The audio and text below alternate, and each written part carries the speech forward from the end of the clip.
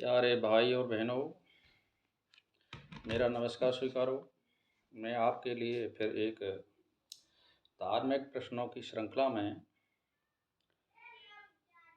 81वें प्रश्न से शुरू होगा, जो 90 तक चलेगा। आज की जो प्रश्नावली है वो ये है, तो सुनिए कि मन के कौन कौन से रूप हैं। मन के कौन कौन से रूप हैं? तो सुनिए, जब यह विषय वासना में लिप्त होता है मन, तो वह मन कहलाता है। वासना में लिप्त होता है तब। और जब यह निश्चय को धारण करता है मन, तो यह बुद्धि को प्राप्त होता है। और तीसरा विकल्प है इसका, मैं हूँ, इस भावना के होने पर यह अहंकार कहलाता है। जब यह विषय का चिंतन करता है तब वह चित्त कहलाता है। समझ रहे हैं आप? इसके 4 प्रकार हैं, चारों मैं आपको बता दिए। तो फिर प्रश्न है 82वां, कर्म क्रिया किसे कहते हैं? स्पंदन क्रिया ही उसका एकमात्र स्वभाव है। जब यह क्रिया फल की ओर दौड़ती है तो वह कर्म कहलाती है। और जब इसी कर्म को आप निष्काम कर्म करोगे तो ये क्रिया फल देने वाली नहीं होती है। इसको निष्क्रिय कर्म फल माना जाएगा। फिर 83वां प्रश्न है, कल्पना किसे कहते हैं? जब मनुष्य अपनी सामर्थ्य से अधिक इच्छित वस्तुओं विषयों की रट लगाता रहता है और अप्राप्त है, उसे कल्पना कहते हैं।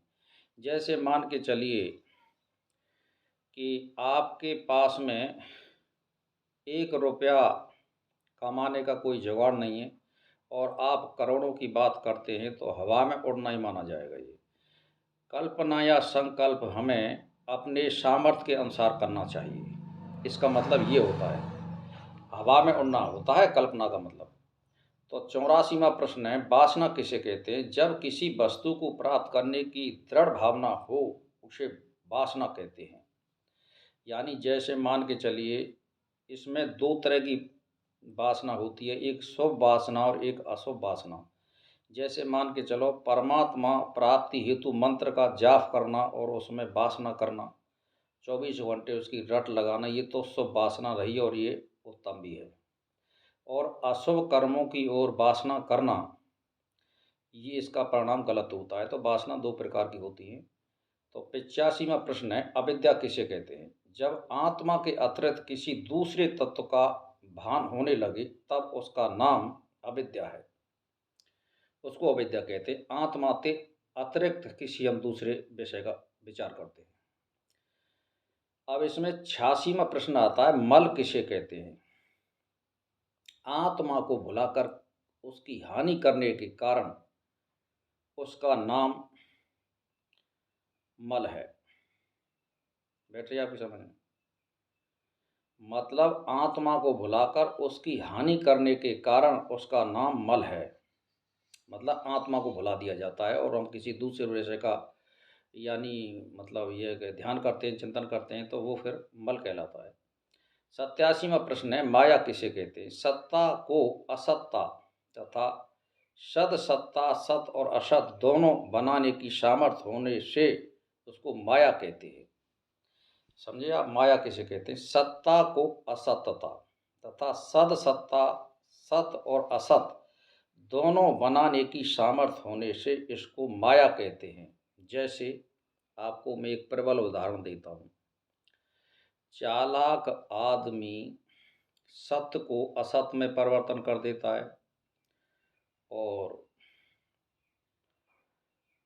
सत्य को असत्य में परिवर्तन कर देता है। इसका अर्थ ये हुआ जैसे वकील, इनका भी यही व्यवसाय है। और या जो ज़्यादातर 99% जो लोग होते हैं, चाहे वो कोई भी हो, इसी तरह संसार में व्यवहार करते हो, इसको मतलब कहते हैं कि माया में फंसा हुआ है।